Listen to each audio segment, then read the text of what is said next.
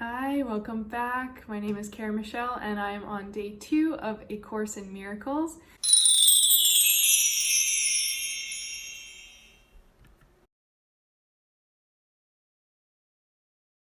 So let's dive in. This verse or this page was a little bit more difficult for me, but there were a few parts that I really liked and that are a little bit easier to explain than maybe the full premise in here. This one is all about revelation, time, and miracles, and it's discussing the differences between a revelation and a miracle.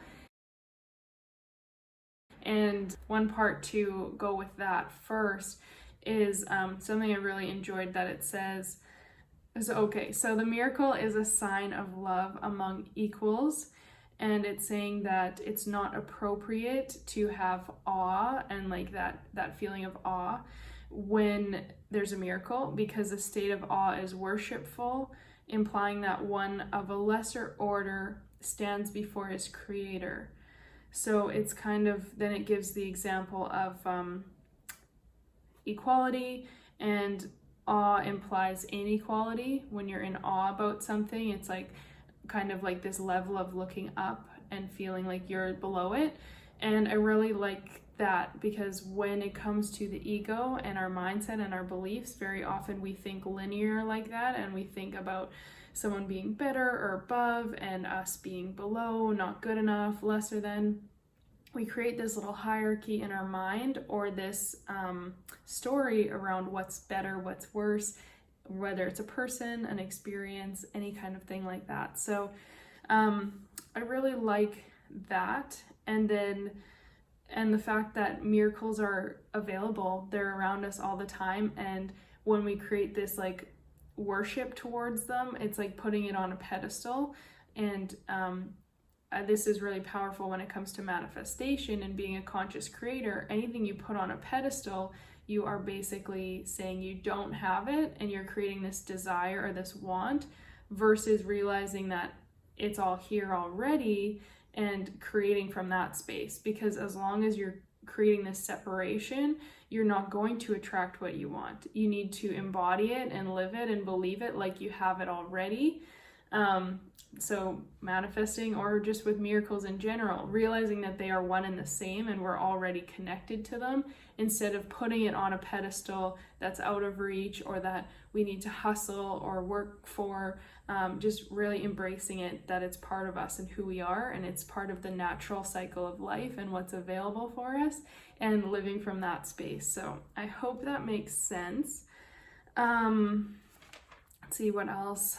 It also talks about the concept of time, which is very important as well, and whether you've come to see this or not, or whether you believe this or not, but seeing time as non-linear and realizing that it's all about perception.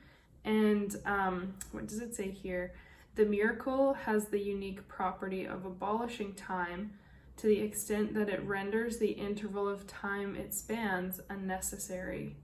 There is no relationship between the time a miracle takes and the time it covers. And the miracle substitutes for learning that might have taken thousands of years. So the miracle shortens time by collapsing it, thus eliminating certain intervals with it. And this is really important if you look at from a quantum physics standpoint, and the quantum timeline and quantum leaping, all of these things, right? When we look at particles and the particles that make up all human beings, all existence in the world, on our earth here, is that there is no timeline, and 99.9999999 and on percent of matter is empty space, and then only like 0.000 etc. is actually physical matter. So when you look at things from a timeline, everything that ever existed still exists. Also because, I should backtrack, also because all atoms and particles that have ever existed are still here. They cannot be destroyed.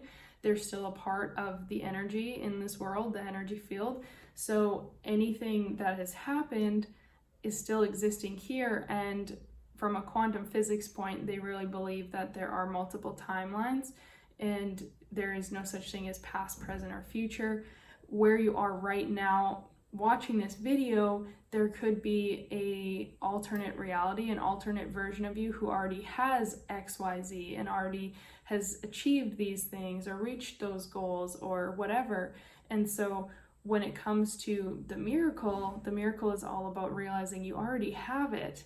You might not see it or feel it in this immediate second, in this experience right now, but it's there on a quantum level and on an energetic level. So when you align with that and show up with that energy and that belief, you're going to notice it show up around you. So I might have interpreted this very, very differently than some people. So if you're reading this, let me know what you picked up from that. That's just what really spoke to me in terms of the timeline, the miracles, and really being open and receptive to them. So with that said, let's go to lesson 2.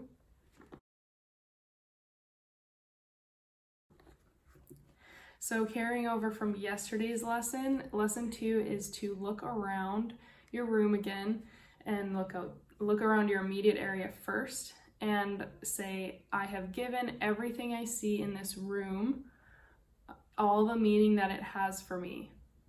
I have given it all the meaning that it has for me. And you might be a little bit confused. I know the very first time I did this exercise, it didn't all click.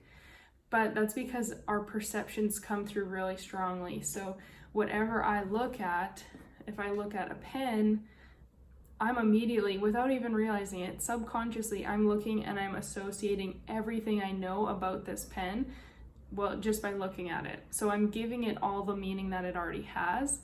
And same with windows, computer, trees outside, we're associating it with all the meaning that we have for it. So starting with your immediate internal area, looking around at a few things and saying like, I've given this all the meaning that it has for me. See what kind of thoughts come up or what you reflect on or feel. And then you can look in your further external reality, like outside the windows, further at the end of the hall, whatever is in your external, like longer view, and look at that as well and say, I've given everything I see all the meaning that it has for me. And then just to play on that, if you wanted to consider all of the things that come up when you look at that thing, like yesterday I talked about the teacup and how whether you had good experiences or bad experience, that's what you're going to place on that object. So same thing with a pen. If I'm giving it all the meaning, what am I seeing when I look at it? I'm seeing something that can be used to write. I'm seeing the positivity because I like to journal. I'm seeing that they can be messy because they always break on me. And I wish they lasted longer. I wish they weren't disposable. I don't like that they're made out of plastic. All of these different thoughts can come through your head about this one item. So looking around and seeing what meaning you are giving to things and what is maybe coming out of your subconscious or your unconscious mind that you're just placing upon everything around you. So you can try that exercise and see what you notice around you and what kind of attachment or thoughts or perception you are placing on that. So give that a try and I'll see you tomorrow.